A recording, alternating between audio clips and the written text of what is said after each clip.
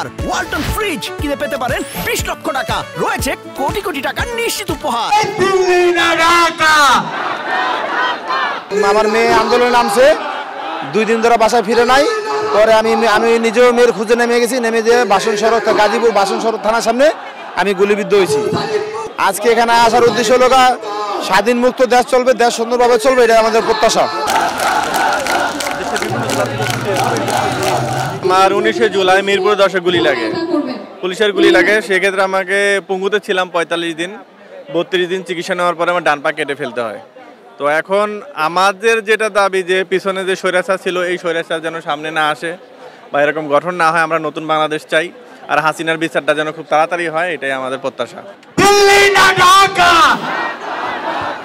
আমরা যে ফ্যাসিবাদের বিরুদ্ধে আন্দোলন করেছি, যে ফ্যাসিস্ট খুনি হাসিনাকে দেশ থেকে বিতাড়ন করেছি, আজকে সেই সকল আহত এবং শহীদ ভাইদের স্মরণে এবং যারা আমাদের এই আন্দোলনের সাথে যুক্ত ছিলেন সেই সকল ভাইদের উদ্দেশ্যে আজকে আমরা এখানে এসেছি।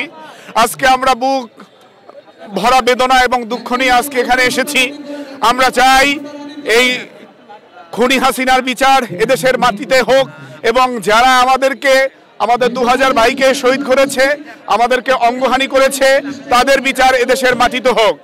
আর একটি কথা আমি আপনাদের মাধ্যমে অন্তর্বর্তীকালীন সরকারের প্রধানকে বলতে চাই, হাসপাতালের বেডে কাতরাচ্ছে, তাদের অতি দ্রুত সত্বর সুচিকিৎসার ব্যবস্থা করতে হবে এবং পাশাপাশি অতি দ্রুত তাদের পুনর্বাসনের ব্যবস্থা করতে হবে, যাতে আগামীর বাংলাদেশ বিনির্মাণে তারা যেভাবে ফ্যাসিস্ট খুনি হাসিনার বিরুদ্ধে অবস্থান নিয়েছিল, আগামী বাংলাদেশ বিনির্মাণেও যেন তারা আবার অংশগ্রহণ করতে পারে।